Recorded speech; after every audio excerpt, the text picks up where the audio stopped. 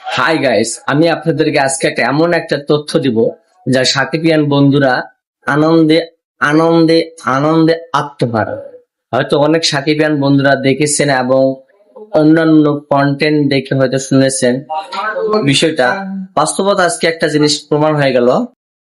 সেই জিনিসটা কি প্রমাণ হলো আমি আপনাদেরকে প্রমাণ সহ দিব, এবং আপনারা যদি ইচ্ছে করেন বা আপনাদের যদি মনে সন্দেহ জাগে বা আপনাদের মনে যদি প্রশ্ন জাগে, তাহলে অবশ্যই আপনারা ইউটিউবে অথবা গুগলে সার্চ দিয়ে দেখে নিন। মে মাসের 28 তারিখে সাকিবের তুফান মুভির গানটা রিলিজ পাইছিল। সেই গানটা কি গান অনেকেরই জানা। তুমি কোন শহরের মাইয়া গো লাগে উড়া ধুরা, তুমি কোন শহরের মাইয়া গো লাগে উড়া ধুরা। যেই গানটা উড়া ধুরা অপশনে রিলিজ পাইছে, সেই গানটা আসলে গোটা বাংলা ইন্ডাস্ট্রি, এমনকি ইন্ডিয়ার বুকে টলিউড ইন্ডাস্ট্রি বলেন, বলিউড ইন্ডাস্ট্রি বলেন, যুক্তরাষ্ট্র বলেন, অস্ট্রেলিয়া বলেন, এবং কি আরেকটা দেশ আফ্রিকা বলেন, সব জায়গাতেই গানটা ব্যাপক হারে প্রশংসার দাবিদার হয়েছে এবং প্রশংসিত পেয়েছে। এবং টিকটকে কন্টেন্ট ক্রিয়েটররা কন্টেন্ট প্রচুর পরিমাণ তৈরি করেছে এই গানটাকে উপলব্ধি করে।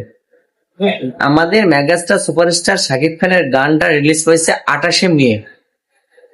আর আমাদের বাংলাদেশি ভাই বোনদের প্রিয় সুপারস্টার সাউথের আল্লু অর্জুন, যে পুষ্পা মুভি দিয়ে তার পরিচিতি বৃদ্ধি পেয়েছে, সে আল্লু অর্জুনের গানটা 29শে মে রিলিজ হয়েছে। অর্থাৎ একটা প্রবাদ আছে যে বাংলা ছবি গান বলেন, বলিউডের গান বলেন, টলিউডের গান বলেন বা সাউথের গান বলেন, যে কোনো একটা গান বা মিউজিক অ্যালবামের গান বলেন, যে যেইটা আগে রিলিজ হয় সেই গানটার পরে যদি কোনো একটা দামি সঙ্গীত শিল্পী বলেন বা দামি একটা অভিনেতার গান বলেন রিলিজ পায়, সেক্ষেত্রে আগের গানটার ডিমান্ডটা কমে যায় আমাদের বাংলাদেশে বিশেষ করে। অথচ এই আল্লু অর্জুনের গানটা রিলিজ হয়েছে একদিন পরে, তারপরেও আল্লু অর্জুনের গানটা শাকিব খান এর গানটাকে ছাড়িয়ে যেতে পারেনি, এমনকি সেই গানটার হাইপটাও এখনো উঠেনি। অর্থাৎ এটাই বুঝে নেন যে সুপারস্টার শাকিব খান, মেগাস্টার শাকিব খান এর পাওয়ার এবং এর ফ্যান বেস কতটা শক্তিশালী। বাংলার বুকে শাকিব খানের মুভি যদি রিলিজ হয় একই দিনে, এবং তার সঙ্গে যদি অন্য দেশের ফিল্ম ইন্ডাস্ট্রির সুপারস্টার একই দিনে সাকিবের মুভির সঙ্গে রিলিজ পায়, তারপরও সাকিবের মুভিকে ট্যাগ দিতে পারবে না। তার প্রমাণ এই পুষ্পা 2 এর গানটা, সেই গানটা হচ্ছে আগুনের গানের কলিটা, কিন্তু আগুনের কলি বা আগুনের ফুলকি।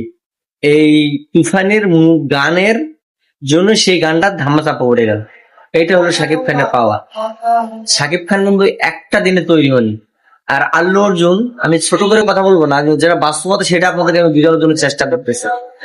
মেগাস্টার সুপারস্টার শাকিব খান যদি আল্লু অর্জুন এমনকি সালমান খান, শাহরুখ খানের মতো বাজেটে টাকা পাইত, সেই বাজেটে যদি শাকিব খানকে নিয়ে তৈরি করা হতো মুভি, তা আমি জোর গলাই না, আমি প্রমাণ সহকারে বলতে চাই যে তাদের থেকেও শাকিব খানের ছবির হাইপ বেশি থাকবে।